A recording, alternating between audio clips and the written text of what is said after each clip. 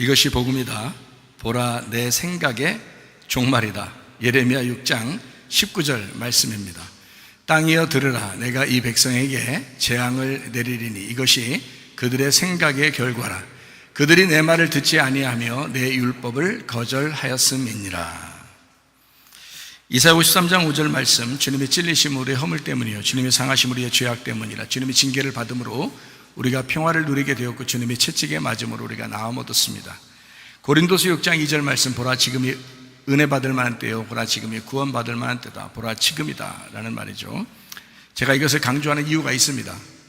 제가 직접 하나님 앞에 응답을 받았고 소리를 들었습니다. 하나님의 음성 들었다 그러죠. 지금입니다. 여러분, 은혜 받는 것도 구원 받는 것도 지금입니다. 주님은 성령으로 잉태하셨습니다. 어린 양 예수님의 피를 흘리시기 위해서 어린 양 예수님으로 이 땅에 오셨습니다. 침례를 받으실 때 우리의 모든 죄가 예수님에게 넘어갔고, 그리고 침례를 받으시고 광야에서 시험을 받으시고 세 가지 시험을 이기시고요, 그리고 3년 반 동안 아버지를 충실히 하시다가 십자가 못 박혀 돌아가시면서 사망까지도 끝내주셨습니다. 예수 그리스도께서는 어제나 오늘이나 영원토록 동일하신 예수 그리스도시고요, 그리고 예수님의 이름은 치료자요, 회복자요, 구원자가 되십니다. 우리가 마음속으로 예수님을 마음에 믿고 입으로 고백하면 구원받습니다. 그거를 진심으로 해야 됩니다. 겉으로 이렇게 그냥 구원받은 것처럼 표시내거나 괜히 그럴 필요 없이 진심으로 예수님을 주인으로 모셔야 그래야 구원받는 것입니다. 그것을 이제 물과 피로 거듭났다, 새로 태어났다, 하늘에서 다시 태어났다, 이런 말씀으로 다시 말할 수가 있는 것입니다.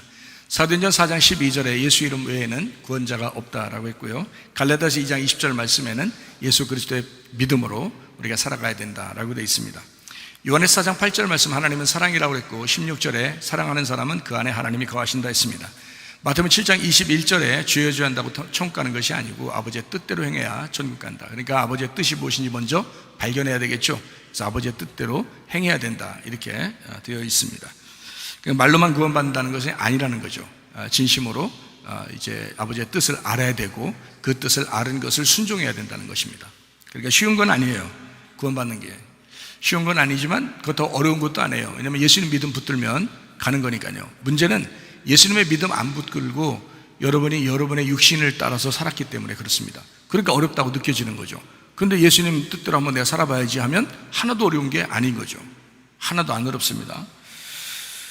베드로전서 1장 9절 말씀입니다. 믿음의 결론은 영혼의 구원이다 라고 되어 있습니다. 누가복음 12장 20절 말씀에 어리석은 자는 자기 영혼이 언제 죽을지도 잘 모른다, 이렇게 되어 있습니다.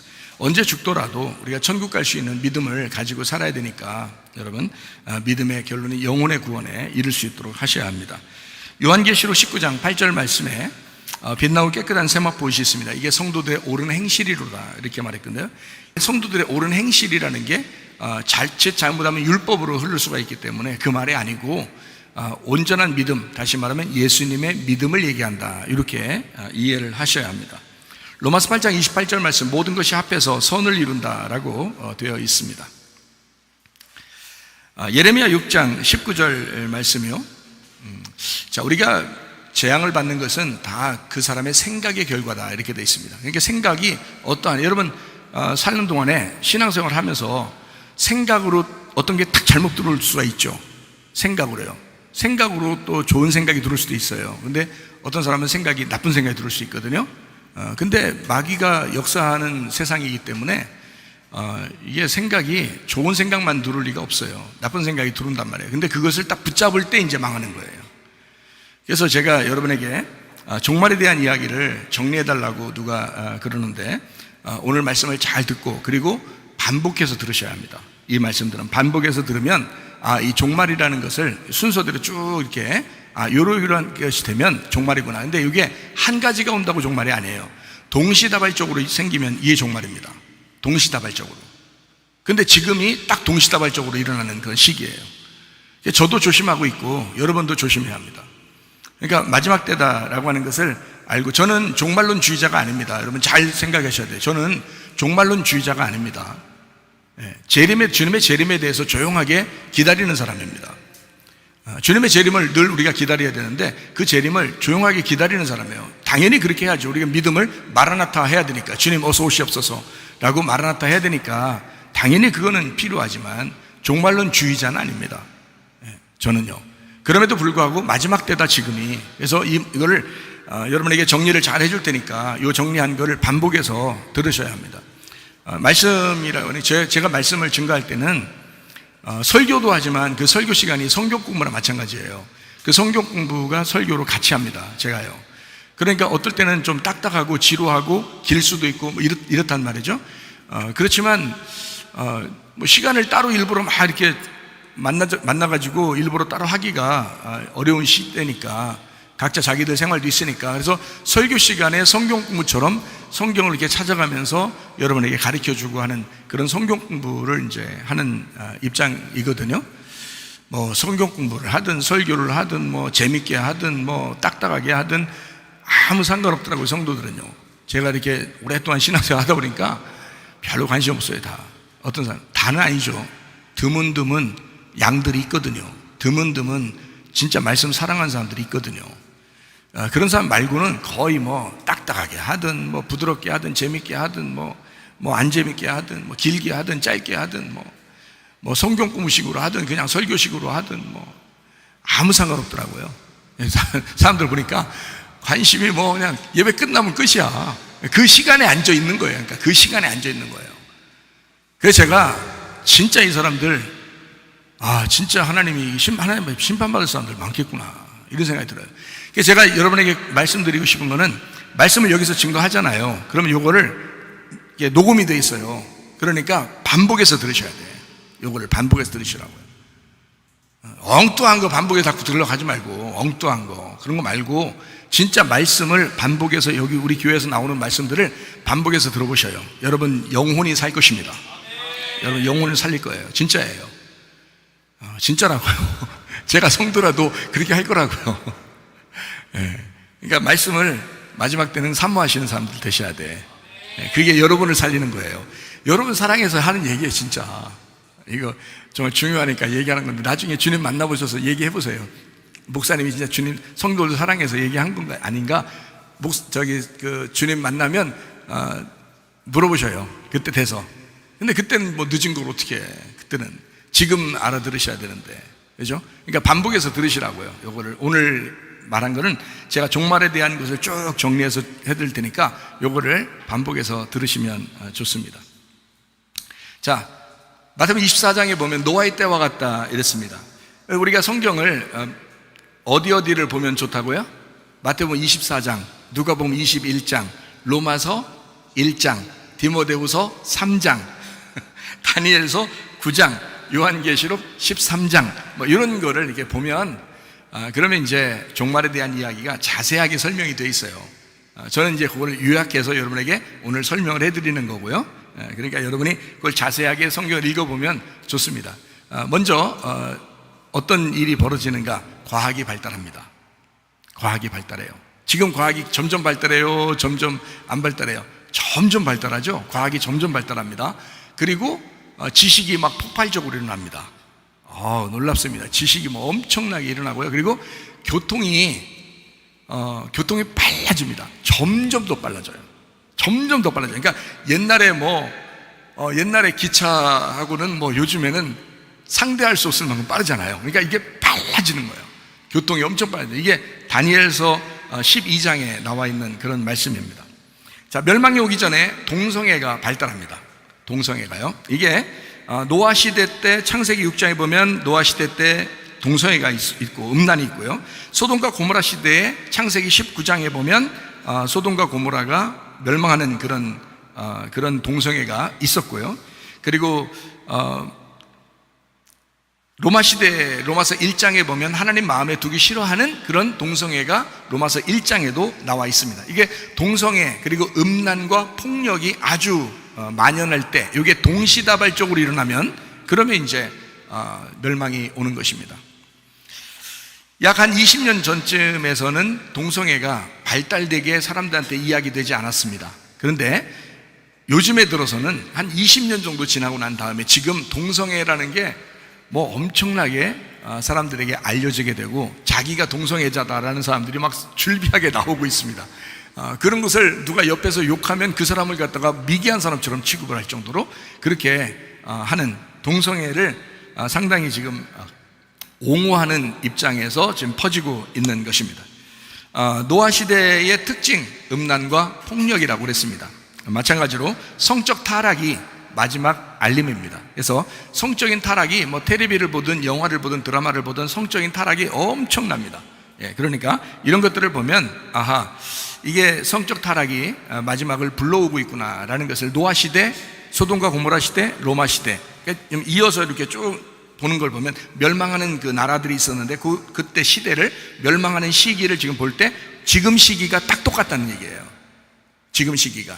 그러니까 더 하면 더 했지 덜 하지는 않을 거예요 앞으로.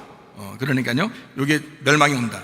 또 한 가지는 세계적으로 진짜 믿는 그리스도인, 진짜 기독교인이죠, 진짜 믿는 그리스도인을 미워하게 됩니다.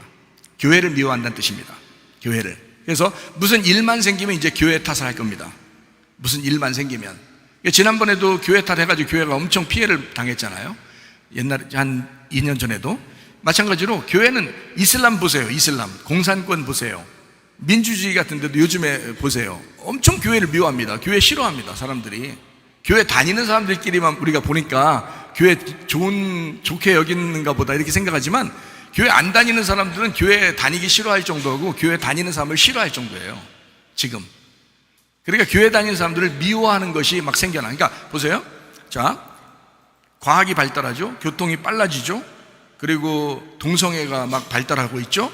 기독교인들을 미워하고 있죠. 다 이게 지금 제가 얘기했던 마태복음 24장, 누가복음 21장, 뭐 로마서 1장, 디모데후서 3장, 다니엘서 9장, 요한계시록 13장, 요거 다 나타나는 현상들이에요. 그게 지금 동시다발적으로 일어나는 거예요. 그러니까 옛날에는 하나씩 나타나요. 옛날에는 하나씩 나타나요. 근데 지금은 동시다발적으로 다 일어나요. 전 세계적으로. 그리고 모든 나라가 동시다발적으로 이 종류들을 다 같이 일어난다 이 말이에요. 그러면 종말입니다. 그렇게 되면요. 제가 그러니까 오늘 이야기들을 여러분이 쭉 정리해가지고 머릿속에 간직하고 있으면 좋겠다. 그리고 계속해서 반복해 들으면 자기도 정신 차릴 수 있으니까 그렇게 생각을 하면 좋겠다 하는 것입니다. 노아 시대 때 누구만 구원받았죠? 노아 식구들만요. 많이 구원받을 수 있었는데 안 했단 말이에요. 그만큼 어렵단 말이에요, 구원받는 게. 소돔과 고모라 때 다 멸망했죠? 그 나라 전체가 멸망하는데 롯 하나 구원받았습니다. 롯 하나. 시대가 그런 거예요. 로마 시대가 전체 다 멸망하는데 어때요? 제자들만 구원받잖아요. 그러니까 많은 사람 구원받는 게 아닙니다. 자, 교회를 이렇게 우리가 많이 다니고 있지만 진짜 구원받은 사람은 아주 극소수가 될 것입니다. 진짜 지금 시대에도요, 극소수가 될 것이다. 저는 하나님 앞에 은혜 받고 회개하고 은혜 받을 때 하나님 앞에 기도하는데 어느 날 너무 막 슬프고 내 마음에 그 예레미야를 보면서 너무 슬프고 하나님의 마음이 그 예레미야와 함께 같이 울어서 저도 같이 막 울은 적이 있었는데요. 근데 막 울면서 하나님 앞에 기도하는데 우리 하나님이 뭐라고 말씀하시냐면, 얘야 아주 부드럽게 말씀. 그때는 혼내지 않았어요. 혼내지도 않는 분이에요. 얘야, 구원받는 것이 얼마나 숫자가 적은지 아느냐, 이렇게 말해요. 그래서 얼마나 적은데요? 그러니까 교회 다니는 사람 중에서 10분의 1도 안 된다 그랬어요. 교회 다니는 사람 중에서 10분의 1도 안 된다. 그러니까 나머지 10분의 9는요 염소짓 하다 가는 거예요. 염소짓 하다가. 교회 다니는 사람 중에서 10분의 9는 염소짓 하다 가는 거예요. 참 어처구니 없죠, 여러분. 10분의 1에 해당하는 사람 되길 바랍니다. 여러분, 10분의 1에 해당하는 사람. 진짜예요. 제가 굉장히 심각하게 들었어요, 그거. 심각하게. 그렇구나. 구원받은 사람이 그렇게 많지 않겠구나. 주님의 마음을 알려고 하는 사람들이 그렇게 많지 않겠구나. 너무 안타깝다. 하긴 뭐 저도 하나님 아버지 마음을 잘 몰랐으니까. 저도요. 제가 주님 다시 만나서 회개하고 알았으니까. 자, 그러니까 멸망의 시대 때는 구원받은 사람들이 그렇게 많지 않을 것이다 라고 하는 것도 사인입니다. 또 하나는 이제 마지막 사인은 이제 땅 끝에서 이스라엘이 돌아오게 됩니다. 가나안 땅으로 다시 돌아오게 되는 거죠. 어디서 돌아오게 된다고 그랬어요? 어디서? 예, 러시아 땅에서 돌아온다. 그리고 유럽에서 돌아온다.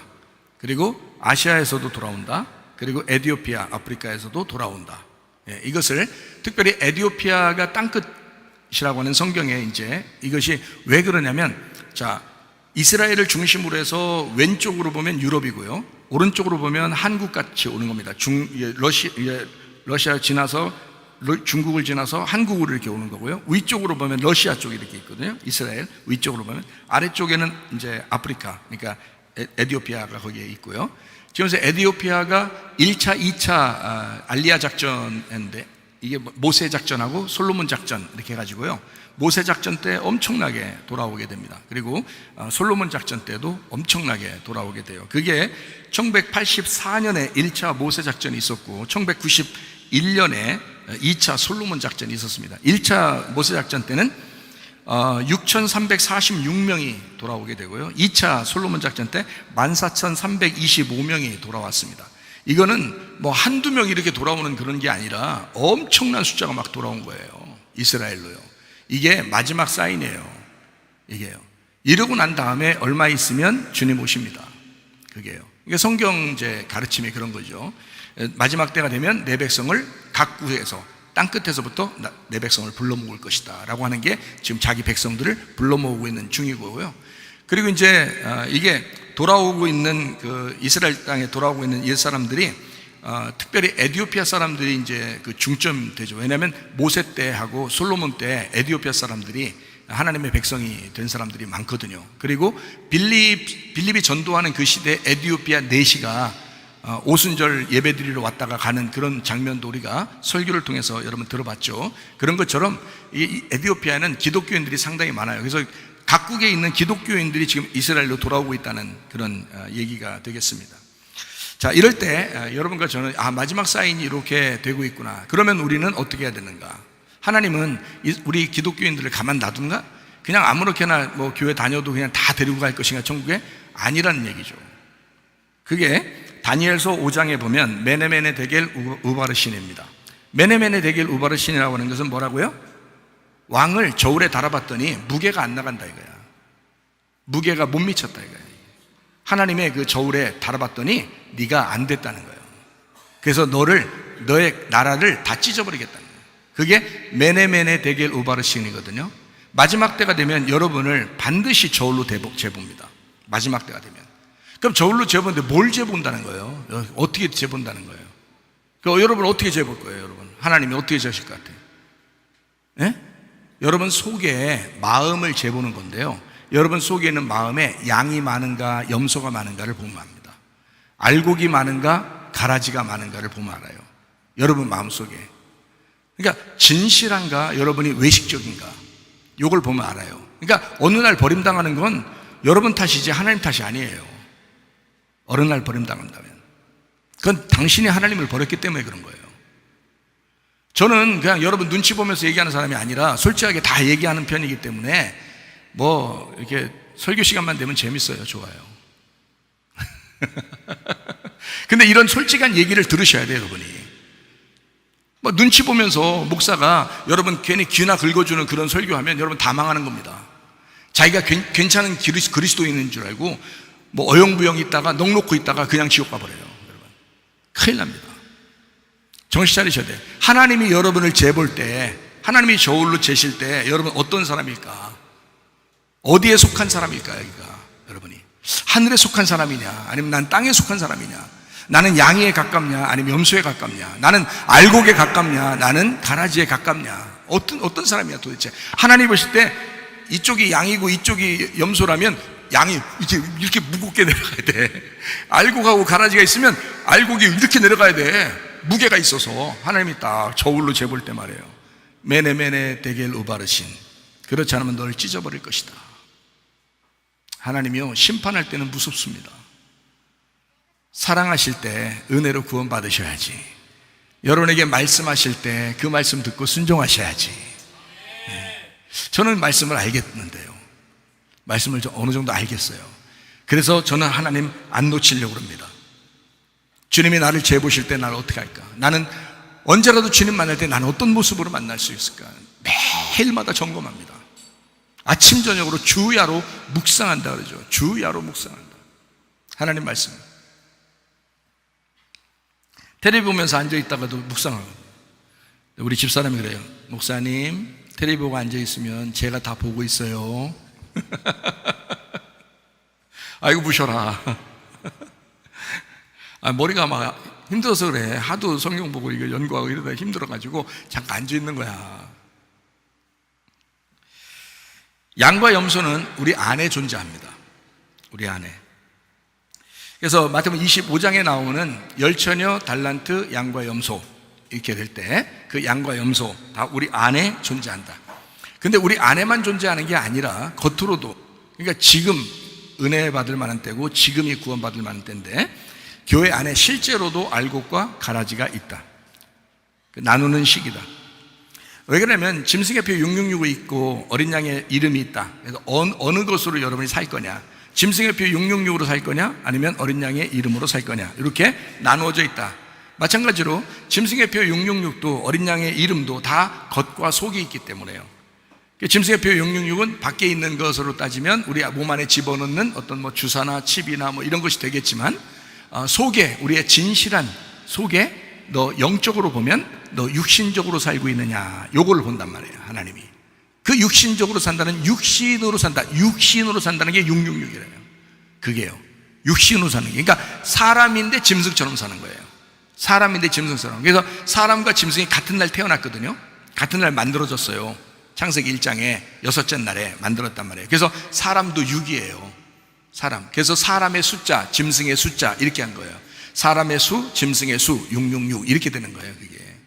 왜냐면 사람도 짐승도 같은 날 태어났단 말이에요. 같은 날 만들어져서 이게 666이 될 수 있단 말이에요. 여러분, 생각하는 모든 게 다 부패하고 생각하는 모든 게 다 악하기 때문에 사람은 죄 가운데 살고 죄를 자꾸 생각하면서 살아가고 있단 말이에요. 그러니까 그것 때문에 사람들이 짐승의 표 666 받고 사는지도 모르고 육신으로 살면서 난 그래도 예수님 믿는데 뭐 이렇게 생각한단 말이에요. 네가 예수님을 믿었다면 그게 주인으로 믿었어야 된단 말이에요. 주인이 아니고 예수님을 순전히 종으로 놓으면서 자기가 주인이면서 자기 육신적으로 살면서 자기는 짐승의 표 안 받았다는 거예요.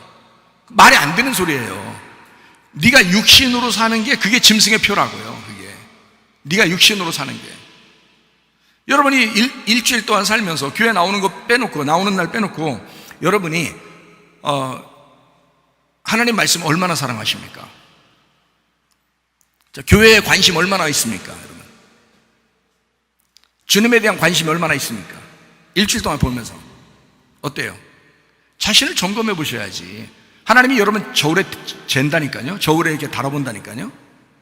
어디에 무게가 더 있는지 분명히 심판하신다고요, 여러분. 그러니까 자기 자신이 내가 지금 겉모습 교회 안에 염소의 기운이 더 강하게 나타난다 그러면 염소예요.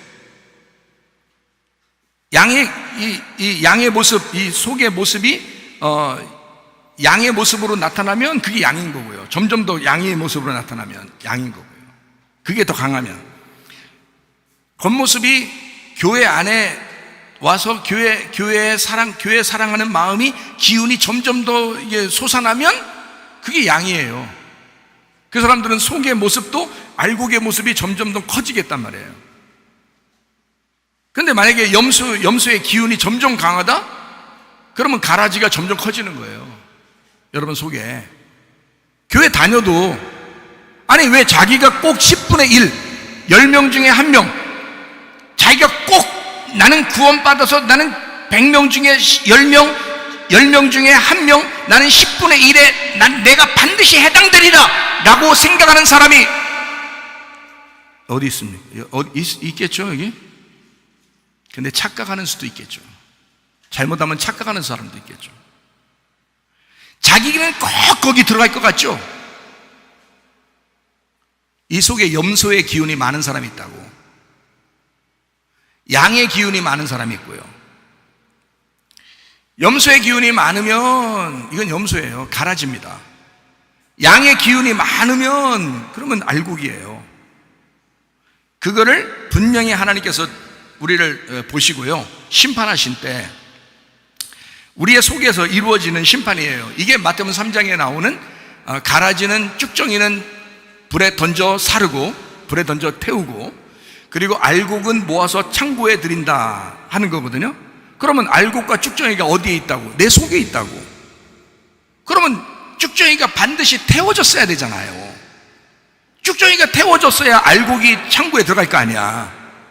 근데 쭉정이를 안 태우고 이게 더 점점 많아진다니까요. 알곡이 적어지고. 그럼 이 사람은 가라진 거야. 그러니까 교회에서 가라지듯 하는 거예요. 염소가 더 커진 거예요. 그래 염소 짓을 하는 거예요. 그 자기는 근데 양이라고 생각해. 그거 제대로 눈 보고서요, 제가 말씀을 깨닫고 보면 다 분별됩니다. 그런 사람들요, 별로 상대 안 해요. 주님도 그 사람 별로 상대 안 합니다. 기도해 보시면 알아요, 여러분. 기도해 보시면 알아요. 염소짓 하지 말고 우리 안에서 자꾸 전쟁하셔야 돼. 나하고 싸워가지고 주님이 이기셔야 돼. 그래서 나를 잃어버리셔야 돼. 그러면 그게 양 되는 거예요. 양 되는 방법이야, 그게. 그래서 영적 전쟁이라 그러는 거예요. 영적 전쟁. 자, 영적 전쟁. 야곱이라고 하는 사람과 에서가 있는데 누가 장자됐다고요? 야곱이라는 사람이 장자됐다고요. 근데 야곱이 장자될 때 그것을 뺏었다고요? 아니면 그냥 순수하게 그냥 줬다고요? 뺏었다고요. 장자권을 뺏었다고 나와요. 그죠? 장자권 뺏었다. 에서는 어떻게 됐어요? 밀어난 사람이 잃어버린 거예요. 장자권을 잃어버린 거야. 야곱이 되셔가지고 장자권을 뺏어와야 돼. 천국은 침노해야지 얻는 거예요. 그걸 뭐라 그러냐? 영적 전쟁이라 그러는 거예요. 영적 전쟁. 그러니까 여러분 속에 누가 있는 거야? 에서하고 야곱이 있는 거야. 에서에게 뺏기면, 장자권을 뺏기면 여러분은 지옥 가는 거예요. 지옥행 열차 타는 거고, 야곱이 장자권을 뺏어오면은 여러분 천국 가는 거예요. 천국을 침노하는 거예요. 그래서 여기서 싸우는 거예요. 그 장자권만큼은 내가 꼭 취하리라. 무슨 수를 써서라도 내가 그 장자권을 뺏어오리라 라고 하는 게 야곱이란 말이에요. 여러분 속에 야곱이 이기셔야 돼. 그러면 야곱이 훈련받아서 어느 날 이스라엘이 되는 거야, 이 야곱이. 그래서 지금 12지파, 이스라엘 12지파가 다 누구 때문에 나왔어요? 야곱 때문에 나온 거예요. 야곱 자손이에요. 야곱이 이스라엘이야. 이스라엘 자손. 그래서 이스라엘 자손이라고 그러는 거예요, 이 사람들을. 이스라엘, 야곱 때. 그러니까 여러분 속에 야곱이 장자권을 뺏어와야 되고 야곱이 이기셔야 돼. 에서는 져야 되는 거고요. 그게 영적 싸움이라고요. 영적 싸움이니까 천국은 침노하는 것이다. 그 사람이 뺏는 것이다. 마태복음 11장에 나와 있는 말씀입니다. 누가복음 21장에도 영혼을 인내로 얻는다 그랬어요. 인내로 너희 영혼을 얻는다 이렇게 되어 있고요. 요한계시록 19장에는 영적인 전쟁을 위해서 흰 세마포를 입은 신부가 나와요. 신부가 흰 세마포 입고서 전쟁하는 이유는 뭐예요? 거짓과 싸우기 위해서예요. 거짓과 싸우기 위해서. 여러분 이 세상이 다 외식적이고 거짓합니다. 여러분 자신도 자신에게 속아요. 마귀가 여러분을 그렇게 속인다고. 생각으로 계속 뭔가 이상하게 자꾸 생각이 들어와. 연합이 안 돼. 목사를 사랑하지가 않아. 교회를 사랑하지 않아. 주님을 위해 살지가 않아. 이게 자꾸 생각이 들어와서 그런 거예요. 뭔가 생각이. 그런 거짓과 외식과 싸우셔야 된다고. 그러니까 흰 세마포를 입는 거야. 왜요? 진리의 세마포니까. 그게 깨끗하고 정직하고 진리니까. 그래서 여러분이 진리의 말씀을 자꾸 들으면 거짓과 싸워서 이기는 것입니다. 에베소 6장에 보면 전신갑주를 입으라잖아요. 그게 진리의 세마포예요. 전신갑주가. 로마서 13장에 보면 빛의 갑옷이 나오잖아요. 왜 빛의 갑옷이라 그래? 어둠과 싸워야 되니까 그런 거예요. 그럼 어둠이라고 하는 나하고 빛이라는 예수님이 싸워서 예수님이라는 빛이 이기셔야 된다. 이걸 빛의 갑옷이라 그러는 거고요. 진리의 세마포를 입고 전쟁에 주님을 따라 나간다라고 하는 것은 거짓이라는 나하고 싸워서 이기라는 거거든요. 그게 진리의 세마포를 입는 것입니다. 승리하셔야 되겠죠? 지지 말아야 되겠죠? 승리하셔야 돼요. 왜 뭐하러 교회까지 나와서, 우리 교회 같은 데 나와서, 그것도 목사가 응답을 받아서 10분의 1도 안 되게 구원받는다라고 할 때 우리 교회만 얘기하는 게 아니에요. 전 세계적으로 교회를 통틀어서 하는 얘기예요. 교회를 통틀어서 하는 얘기, 그만큼 진실한 믿음을 가진 사람이 그렇게 적다는 겁니다. 저는 그거 응답 받고 목회하는 사람이에요. 그러니까 제가 할 말 다 하는 거예요, 여러분에게. 제가 심판받으면 안 되니까. 그래서 여러분, 이런 말씀들을 들을 때, 아, 그래, 내가 전신갑주 입어야 되겠다. 빛의 갑옷을 입어야 되겠다. 내가 빛나고 깨끗한 세마포옷을 입어야 되겠다. 주님을 따라가야 되겠다. 내가 서 있지 않고 중지하지 아니하고 정지하지 않고 내가 한 걸음씩 계속 전진해 나가야 되겠다. 이런 믿음을 여러분이 가지셔야 합니다. 그러면 승리합니다, 여러분. 그래서 우리가 승리하기 위해서 말씀을 듣는 거다. 자, 여러분 생각은 어떻습니까? 예레미야 6장 19절 말씀 보니까 뭐라고 되어 있다고요? 생각의 결과로 심판을 받는다. 너 생각하는 것 때문에 심판받는다. 아니, 똑같은 생각을, 똑같은 내용도 엉뚱한 생각을 하는 거예요. 참 사람들 생각하는 거 보면 참 기가 막혀요. 저 오해 많이 받습니다. 저도요. 오해 많이 받아요. 참 똑같은 거를 왜 저렇게, 어떤 사람은 좋게도 생각할 수 있는데 어떤 사람은 좀 이상하게 왜 생각하는가, 이것도 생각이 드는, 참 이상하다. 저 사람한테 생각이 비뚤어졌나. 근데 성경에도 그런 말이 나오잖아요. 너 생각하는 것 때문에 너 심판받는 거야. 네가 생각하는 것 때문에. 넌 온전하게 건전하게 생각해 안 해봤어.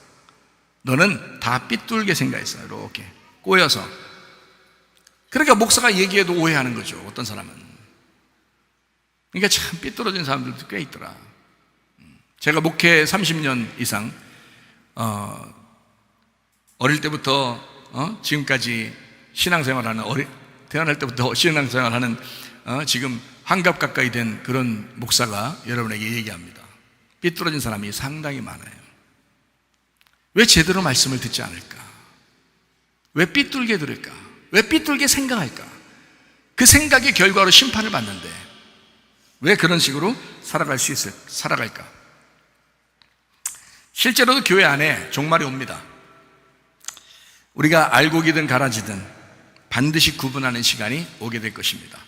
이때 여러분과 저는 하늘에 속한 사람이 되어야 합니다. 땅에 속한 사람 말고 하늘에 속한 사람이 돼요. 거듭난 사람이 돼야 돼요. 생각 자체를 바꾸셔. 생각을. 근데 더 심각한 게 뭐냐면 우리 안에 알곡의 특성이 자라나고 있는가를 잘 봐야 된다는 거지. 가라지의 특성이 자라나고 있는가, 알곡의 특성이 자라나고 있는가, 요거를 가장 중시해야 된다는 겁니다. 주님의 심판은 단호합니다.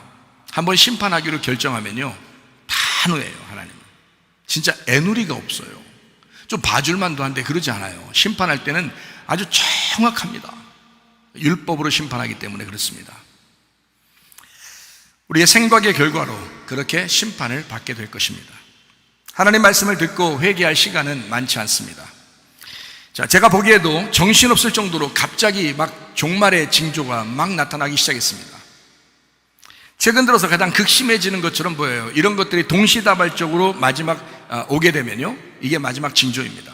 동시다발적으로 막 모든 게 일치하게 일어나게 되면 이건 마지막입니다. 이건 피할 수가 없습니다.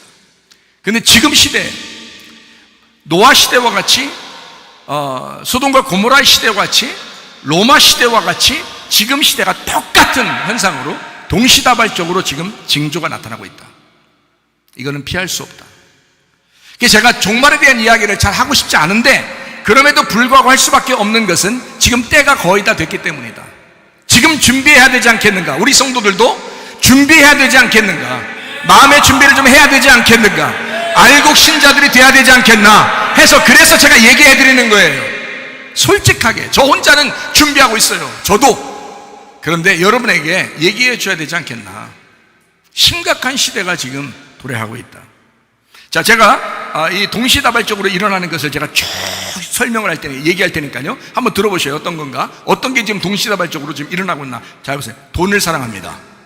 성경에 다 나와 있는 마지막 때의 징조입니다. 제가 마지막 때 징조를 지금 성경에 있는 걸 쫙 종합을 해가지고 여러분에게 설명할 테니까 이거 한번 들어보세요. 돈을 사랑합니다. 과학이 발달합니다. 교통이 아주 빨라집니다. 사랑이 식어갑니다. 정이 없습니다. 배신을 많이 합니다. 화해하지 않으려고 합니다. 절제가 안 됩니다. 분별력이 없습니다. 교만합니다. 그렇게 자존심도 세고 그렇게 교만한지 정말 정신없어요. 그 사람이 진짜 정신없어 보여. 진짜 거짓말을 잘합니다. 외식합니다. 사람들이 싸누워졌습니다. 묻지마 폭행, 묻지마 살인이 많이 일어나요. 이제 물어보지도 말라는 거예요. 무조건 막 그냥 두드러 패고 봐. 사람 죽이고 봐. 이런 살벌한 시대가 도래했어요. 속에서 막 화가 막 난대요. 물어보면 싸나워졌어요. 사람들이 화가 많이 나요. 법을 어기고 내로남불입니다. 자긴 괜찮대야, 자긴 잘했대야, 남이 무조건 잘못했대야. 내로남불. 믿는 자들도 경건의 모양만 있습니다. 외식적이고 거짓합니다. 쾌락을 사랑합니다. 동성애가 극심합니다. 음란과 폭력이 난무합니다. 전쟁과 전쟁이 있고 혼란합니다. 민족끼리도 서로 싸웁니다. 전염병이 자주 창궐합니다. 전염병이 왔다가 갔다가 또 왔다가 갔다가 또 온다 그러고 또 왔다 갔다 이렇게 합니다. 또 옵니다. 진정한 기독교인이 어려움을 당합니다. 제가 지금 얘기하는 것은 다 성경에 나와 있는 얘기예요. 여러분에게 종합적으로 지금 설명하는 겁니다. 이런 일이 동시다발적으로 한 번에 일어나면 예수님 오십니다. 재림하셔요. 종말입니다. 하나님을 마음에 두기 싫어합니다. 사람들 마음에 지금 여러분 전도해 보세요. 나가서 사람들 마음속에 하나님을 두기 싫어한다고요. 괜히 귀찮다고 그러고 힘들다고 그러고 쉽지 않다고 그러고 살기도 바빠 죽겠는데 무슨 하나님이냐고 그러고요. 교회 다니는 사람들 싫어하고요. 특징이 팍 나타납니다. 예전하고 달라요. 예전에 이거 순수했던 그런 사람들이 아니에요. 지금 막 굉장히 싸납고 화가 나 있고 뭔가 이상합니다. 이게 동시다발적으로 일어나게. 또 동시다발적으로 일어나는 게 뭐예요? 이스라엘이 독립했어요. 이스라엘이 독립하고요. 그리고 에티오피아 사람들이나 러시아에서나 유럽에서나 지금 막 돌아오고 있어요. 이스라엘로. 그건 이스라엘의 회복입니다. 이 성경에 나타나는 마지막 사인 중에 하나예요. 그게 동시다발적으로 다 이루어지잖아요. 자 보세요. 대한민국 독립이 1945년 8월 15일 날 있었습니다. 이스라엘 독립이 1948년 5월 14일에 있습니다. 자, 이방인 대한민국이 먼저 예수님을 영접했습니다. 이스라엘이 후발주자로 지금 예수님을 영접하고 있습니다. 잘 보세요. 대한민국이 독립이 1945년 8월 15일이고요. 이스라엘 독립이 1948년 5월 14일입니다. 대한민국이 먼저 예수님을 영접해 가서 대한민국이 기독교 국가로 온 사방에 온 세계에 유명해졌습니다. 지금 이제 이스라엘이 기독교가 점점 들어가고 있습니다. 후발주자로. 근데 대한민국은 점점 기독교가 줄어들고 있습니다. 이스라엘이 점점 기독교인의 숫자가 점점 많아지고 있습니다. 마지막 사인입니다. 땅끝 남방 에티오피아 이스라엘 백성이 고국 땅에 돌아오고 있습니다. 마지막 징조는 사실 모두 다 이루어졌습니다. 이제 주님 재림만 남겼어요. 종말입니다. 여러분이 하나님이 여러분을 저울로 재실 때 어디에 속한 사람이 될까? 이거 굉장히 중요합니다. 이 시간 많이 있지 않아요. 시간 많이 안 남았어요. 마지막 징조는 모두 이루어졌기 때문에 우리는 이제 어떤 마음으로 살아야 되는가? 자, 성경 한번 찾아볼게요. 누가복음 12장 54절에서 56절입니다. 또 무리에게 이르시되 너희가 구름이 서쪽에서 이는 것을 보면 곧 말하기를 소나기가 오리라 하니 과연 그러하고 남풍이 부는 것을 보면 말하기를 심히 더우리라 하나니 과연 그러하니라. 외식하는 자여 너희가 천지의 기상은 분별할 줄 알면서 어찌 이 시대는 분간하지 못하느냐. 누가복음 21장 34절 말씀이요. 누가복음 21장 34절 말씀. 너희는 스스로 조심하라. 그렇지 않으면 방탕함과 술취함과 생활의 염려로 마음이 둔하여지고 뜻밖의 그날이 덫과 같이 너희에게 임하리라. 갑자기 임할 것이다. 누가복음 21장 35절 말씀. 이날은 온 지구상에 거하는 모든 사람에게 동시다발적으로 한 번에 임하리라. 이렇게 되어 있습니다. 누가복음 21장 36절 말씀이요. 이러므로 너희는 장차 올 이 모든 일을 능히 피하고 인자 앞에 서도록 항상 기도하며 깨어있으라 하시니라. 이 항상 기도하며 깨어있을 필요가 있기 때문에 이 얘기를 하는 거예요. 주님도. 마태복음 24장 42절 말씀이요. 그러므로 깨어있으라. 어느 날에 너희 주가 임할는지 너희가 알지 못하리라. 마태복음 24장 44절 말씀이요. 이러므로 너희도 준비하고 있으라. 생각하지 않은 때에 인자가 올 것이다. 우리는 하늘에 속한 사람입니다. 하늘에 속한 사람은 걱정할 것이 없습니다. 왜냐하면 죽어도 천국에 가기 때문에 그렇습니다. 근데 여러분은 자신 있는가? 하늘에 속한 사람으로 여러분 준비되어 있는가? 여러분 속에 알곡 신자인가? 여러분 진짜 여러분 속에 어린 양 대신 예수님을 따라가는 주님의 양인가? 이것은 여러분의 생각의 선택이라는 거죠. 나의 생각의 선택, 생각의 결과를 통하여 하나님은 그것을 저울에 달아보실 것이다. 그때 여러분이 하늘에 속한 사람으로 승리하시기를 바랍니다. 죽으려고 하는 하늘의 사람은 반드시 살게 될 것입니다. 그러므로 여러분, 죽고자 하는 자는 살고 살고자 하는 자는 죽는다 그랬잖아요. 여러분, 하늘에 속한 사람들은 믿음의 사람입니다. 믿음으로 주님 따라가시기를 바랍니다. 이 마지막 시대에 여러분 어영부영 하다가 정신 놓고 살다가 넋 놓고 살다가 실패하지 말고 주님의 믿음으로 승리하시기를 바랍니다. 주님과 동행하다가 주님 만나시기를 바랍니다. 우리 하나님 아버지 사랑과 은혜를 감사를 드립니다. 아버지 뜻대로 살다가 주님 만나게 도와 주시옵소서. 주님 만나는 귀한 사람, 알곡 신자들, 어린 양 따르는 주님의 양들이 되게 도와 주시옵소서. 예수님 존귀하신 이름 받들어 기도 올리옵나이다. 아멘. 주님 감사합니다. 우리 하나님 아버지 함께 하시고 사랑하심을 감사합니다.